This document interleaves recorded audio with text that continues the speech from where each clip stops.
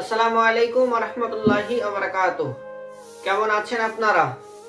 তো রাসূল সাল্লাল্লাহু আলাইহি ওয়াসাল্লাম যখন মেরাজ করেছিলেন, তখন রাসূল সাল্লাল্লাহু আলাইহি ওয়াসাল্লাম প্রথম আসমান থেকে 7 আসমানের উপরে গিয়েছিলেন। কিন্তু সূরা বানী ইসরাঈলের মধ্যে যখন মেরাজের ব্যাপারে আলোচনা হয়, তখন আল্লাহ তাবারক ওয়া তাআলা ওখানে বলছেন মিনাল মাসজিদিল হারাম ইলাল মাসজিদিল আকসা। মসজিদে হারাম থেকে মসজিদে আকসা পর্যন্ত কথা বর্ণনা করা হয়েছে। ওইখানে আল্লাহ তাবারক ওয়া তাআলা মসজিদে হারাম এবং মসজিদে আকসা পর্যন্ত কথাই কিসের জন্য কোরআন শরীফে সূরা বানী ইসরাঈলে বর্ণনা করলেন? কেন আসমানের কথা বর্ণনা করলেন না? যেহেতু রাসূল সাল্লাল্লাহু আলাইহি ওয়াসাল্লাম আসমানে গিয়েছিলেন। মসজিদে হারামও পৃথিবীতে অবস্থিত, মসজিদে আকসাও পৃথিবীতে অবস্থিত। মসজিদে হারাম বলা হয় মক্কায় কাবা শরীফকে, মসজিদে আকসা বলা হয় ফিলিস্তিনে, যেই মসজিদ নিয়ে ইহুদি এবং মুসলমানদের মধ্যে ঝামেলা চলছে। দুটো মসজিদই পৃথিবীতে অবস্থিত, কিন্তু আল্লাহ তাবারক ওয়া তাআলা ওই আয়াতে আসমানের কথা কিছুই বললেন না। কারণ কি? কারণ হচ্ছে একটাই, যে সেই সময়ের কাফেরগণ, সে সময়ের ইহুদিগণ, সে সময়ের অবিশ্বাসীগণ যখন রাসূল সাল্লাল্লাহু আলাইহি ওয়াসাল্লামের মেরাজের কথা শুনবেন, যখন রাসূল সাল্লাল্লাহু আলাইহি ওয়াসাল্লাম বলবেন যে আমি আরশে গিয়েছিলাম, আমি 7 আসমানের উপরে গিয়েছিলাম, বাইতুল মামুরে গিয়েছিলাম, তখন সেই কাফেরগুলো প্রশ্ন করবে না, কোনো প্রশ্নই করবে না। আমি মনে হয় আপনাদেরকে বোঝাতে পারলাম না। চলুন একটি উদাহরণ দিয়ে বোঝার চেষ্টা করি। উদাহরণটি হচ্ছে, ধরুন একটা ছেলের জন্ম আমাদের রানীনগরেই হয়েছে। রানীনগরে হবার পর ওই ছেলেটি যখন যুবক হয়ে গিয়েছে, তখন পর্যন্ত ও কোনোদিনও মুর্শিদাবাদের বাইরে যায়নি, কোনোদিন যায়নি মুর্শিদাবাদের বাইরে। মানুষও জানে যে সে রানীনগরে জন্মগ্রহণ করেছে, এবং আমাদের মুর্শিদাবাদ যতটুকু আমাদের জেলা, অতটুকুর মধ্যে থেকে বাইরে ও কোনোদিন যায়নি। কিন্তু ওই ছেলেটা যদি কোনোদিন আপনাকে হঠাৎ করে আসলো গ্রামে, এবং গ্রামে আসার পর মানুষের কাছে বলছে যে আমি আজকে রাত্রের মধ্যেই আমেরিকা সফর করে আসলাম এবং আমেরিকার সমস্ত জিনিস দেখে আসলাম। এবার যেই মানুষগুলার সামনে ওই ছেলেটা বলছে, সেই মানুষগুলা কোনোদিন আমেরিকা দেখেইনি। তো মানুষগুলা কি বলবে? মানুষগুলো মনে মনে ভাববে যে আমেরিকা গিয়েছিল ছেলেটা রাতের মধ্যেই, কিন্তু তাকে কোনো প্রশ্ন করবে না এরকম যে আমেরিকার অমুক রোড কোথায়, আমেরিকার অমুক হোটেল কোথায় অবস্থিত, আমেরিকা কেমন দেখলে, এই সবগুলা প্রশ্ন করবে না। কারণ তারা তো জানেই না আমেরিকা কেমন।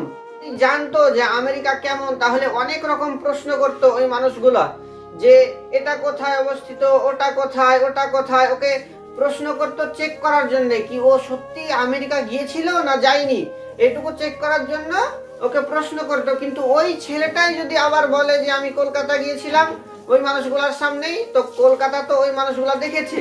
এবার বলবে বলো তো কলকাতা শিয়ালদাহ স্টেশন কেমন দেখতে, তারপর বলবে কলকাতা পিজি হসপিটাল কেমন দেখতে, আরো অনেক প্রশ্ন করবে কলকাতা সম্পর্কে। কারণ ওই লোকগুলা কলকাতা গিয়েছে এবং কলকাতা দেখেছে এবং কলকাতায় কোথায় কি আছে সব কিছু জানে ওই লোকগুলা। তার জন্যই তাকে আবার প্রশ্ন করা হবে, এবং যদি সে সঠিক উত্তর দেয় তাহলে সে মেনে নিবে, সেই লোকগুলো মেনে নিবে যে ছেলেটা সত্যি রাতের মধ্যে কলকাতা গিয়েছিল। আর যদি ভুল উত্তর দেয় তাহলে তারা ভাববে যে কলকাতা সে যায়নি। তো এইরকমই হয়েছে। সেই কোরআন শরীফের আয়াতের মধ্যে বলছে মিনাল মাসজিদিল হারাম ইলাল মাসজিদিল আকসা। আল্লাহ কোরআন শরীফের মধ্যে বলছেন আল্লাহ আলিমুল গায়ব। আল্লাহ কোরআন শরীফের মধ্যে বলছেন আমি আমার রাসূলকে মসজিদে আকসা থেকে মসজিদে হারাম পর্যন্ত নিয়ে গিয়েছি। এখানে বলার কারণ হচ্ছে এটাই, যে যখন মানুষ শুনবে যে রাসূল সাল্লাল্লাহু আলাইহি ওয়াসাল্লাম এক রাতের মধ্যে মসজিদে হারাম থেকে মসজিদে আকসা পর্যন্ত সফর করেছে, তখন মানুষ প্রশ্ন করবে। কিন্তু যখন ওই কোরআন শরীফে উল্লেখ করা হতো যে রাসূল সাল্লাল্লাহু আলাইহি ওয়াসাল্লাম আরশে আজিমের উপরে গিয়েছিলেন, মানুষ তো জানেই না আরশে আজিম কি, আরশে আজিম চিনেই না, কোনোদিন দেখেইনি, তো সেই আরশে আজিমের বিষয়ে প্রশ্ন করতো না।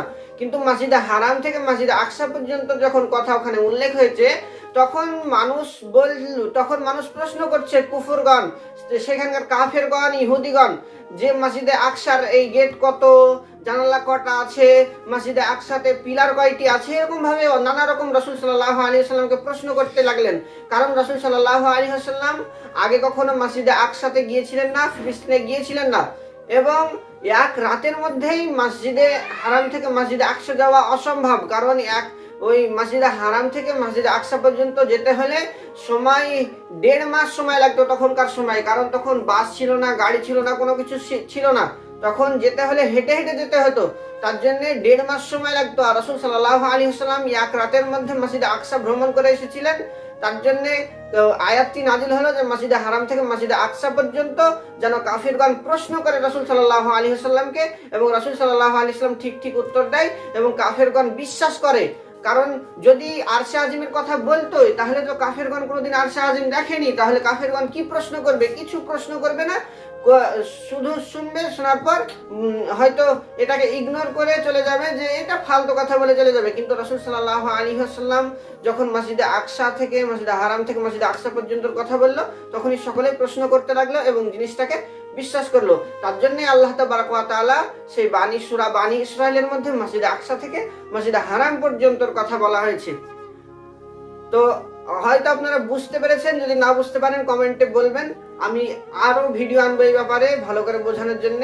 তো আজকের মতো এইটুকুই। যদি ভিডিওটি ভালো লেগে থাকে তাহলে আমার ভিডিওটিকে লাইক করুন, একটি কমেন্ট করুন এবং শেয়ার করে দিন। তো আজকের ভিডিও পর্যন্তই। আসসালামু আলাইকুম ওয়া রাহমাতুল্লাহি ওয়া বারাকাতুহু।